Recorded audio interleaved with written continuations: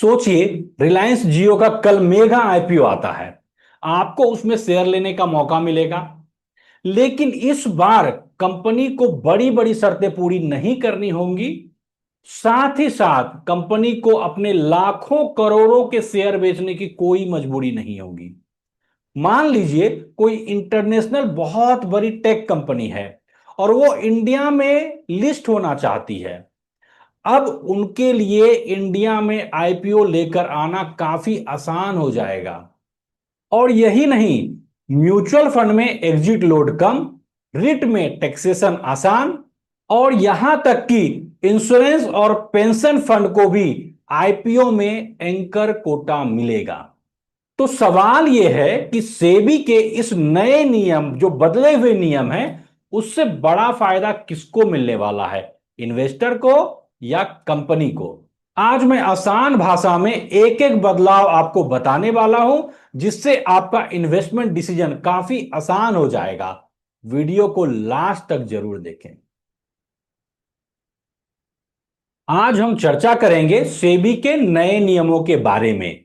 ये नियम सीधे तौर पर आईपीओ, म्यूचुअल फंड और रियल एस्टेट इन्वेस्टमेंट ट्रस्ट यानी रिट को प्रभावित करेंगे। सबसे पहले समझते हैं कि ये सेबी आखिर है क्या। सेबी यानी securities and exchange board of India, जो हमारे शेयर बाजार का रेगुलेटर है। और ये वैसे ही हैं जैसे क्रिकेट मैच में एम्पायर होते हैं। अंपायर का काम है कि खेल को ईमानदारी से कराना, किसी भी टीम को अनफेयर एडवांटेज न मिलने देना। बिल्कुल वैसे ही सेबी का काम है स्टॉक मार्केट में ट्रांसपेरेंसी और फेयरनेस बनाए रखना। हाल ही में सेबी ने कुछ महत्वपूर्ण फैसले लिए हैं। अगर आप इन्वेस्टर हैं तो ये बदलाव आपके लिए बहुत काम के साबित होंगे। तो चलिए स्टेप बाय स्टेप इन नए रूल्स को विस्तार से समझते हैं। सबसे पहला बड़ा बदलाव आया है मिनिमम पब्लिक शेयर होल्डिंग के नियम में।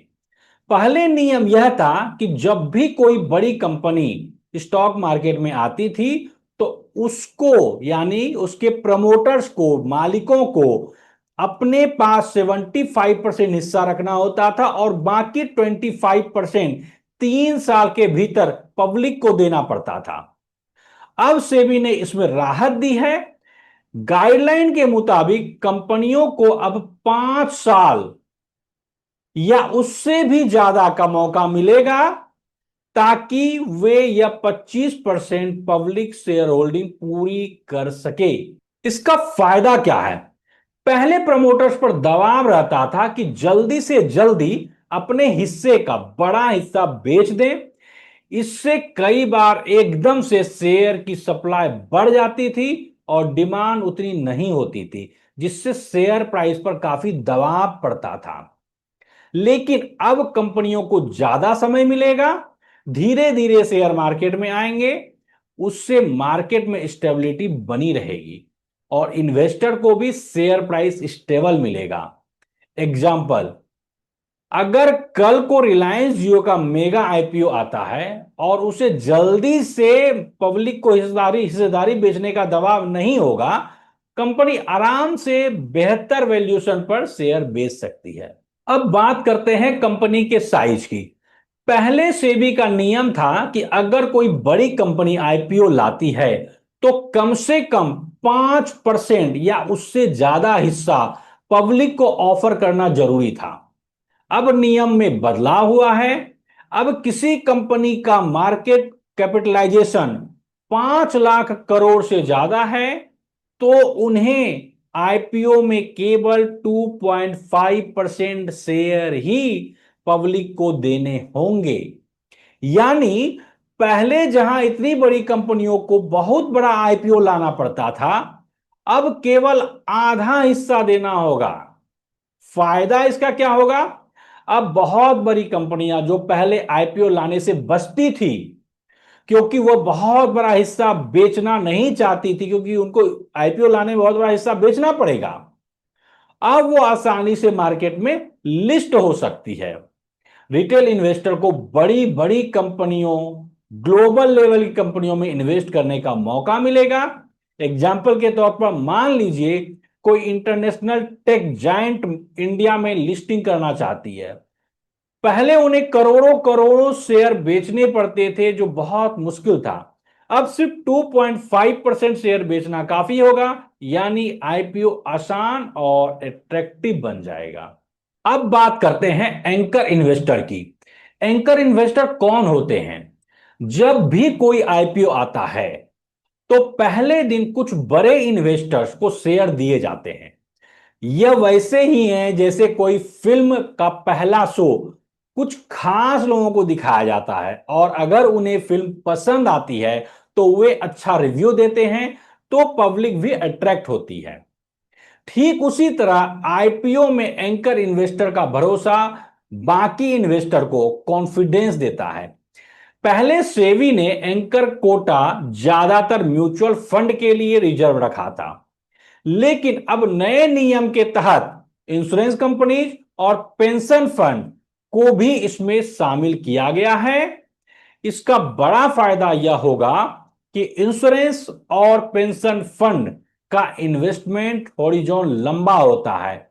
ये जल्दी बेचकर बाहर नहीं होते हैं। इससे आईपीओ में लॉन्ग टर्म स्टेबिलिटी आएगी और शॉर्ट टर्म स्पेकुलेशन यानी जल्दी खरीद कर बेचने वाले ट्रेडर्स का असर कम होगा।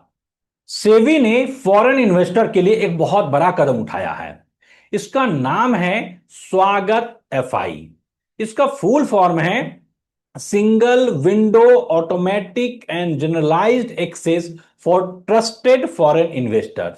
अभी तक फॉरेन इन्वेस्टर को इंडिया के स्टॉक मार्केट में इन्वेस्ट करने के लिए अलग अलग कई तरह के डिपार्टमेंट से अप्रूवल लेने पड़ते थे। यह प्रोसेस लंबा और काफी कॉम्प्लेक्स था। लेकिन अब स्वागत एफआई पोर्टल लॉन्च होने के बाद फॉरेन इन्वेस्टर को सब कुछ एक ही जगह से अप्रूवल मिल जाएगा। इसका असर फॉरेन पैसा इंडिया के स्टॉक मार्केट में तेजी से आएगा, मार्केट लिक्विडिटी बढ़ेगी और हमारे मार्केट की ग्लोबल इमेज भी और मजबूत होगी।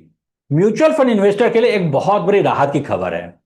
म्यूचुअल फंड इन्वेस्टर जब पहले पैसा निकालते थे मैच्योरिटी के पहले, तो उनको एग्जिट लोड देना पड़ता था और वो मैक्सिमम 5% तक था। एग्जिट लोड का मतलब होता है आप मैच्योरिटी के पहले यदि पैसा निकालते हैं तो म्यूचुअल फंड कंपनी आप पर एक पेनल्टी चार्ज करती है, ताकि आप बार बार एग्जिट ना करें और उनका जो फंड है वो अनस्टेबल ना हो। तो ये जो 5% है उसको अब 3% कर दिया गया है। इसका फायदा सीधा है। अगर आपको किसी इमरजेंसी में पैसा निकालना पड़े तो आपका नुकसान कम होगा। रिटेल इन्वेस्टर्स के लिए लिक्विडिटी और फ्लेक्सिबिलिटी दोनों बढ़ जाएगी, यानी म्यूचुअल फंड अब और भी इन्वेस्टर फ्रेंडली हो गए हैं। अब बात करते हैं रिट यानी रियल एस्टेट इन्वेस्टमेंट ट्रस्ट।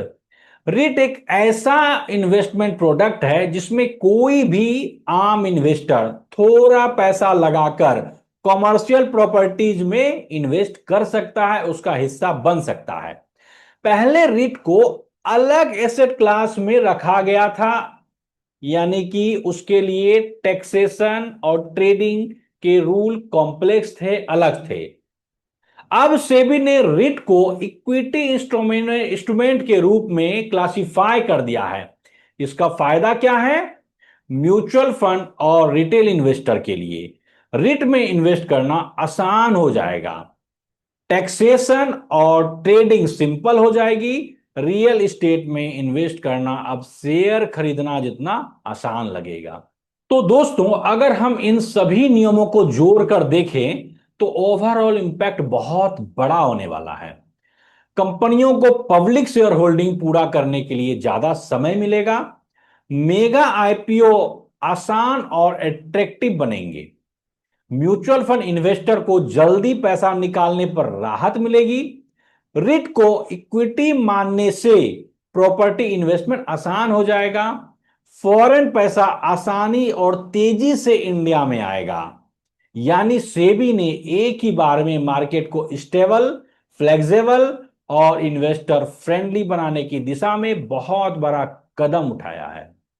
तो दोस्तों, आपको कौन सा रूल ज्यादा यूजफुल लगा और आपको क्या लगता है ये जो बदलाव किए गए हैं ये इन्वेस्टर के फायदे के लिए उठाया गया सही कदम है?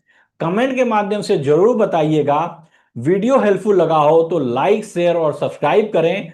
मिलते हैं अगले वीडियो में नई जानकारियों के साथ। Thank you so much.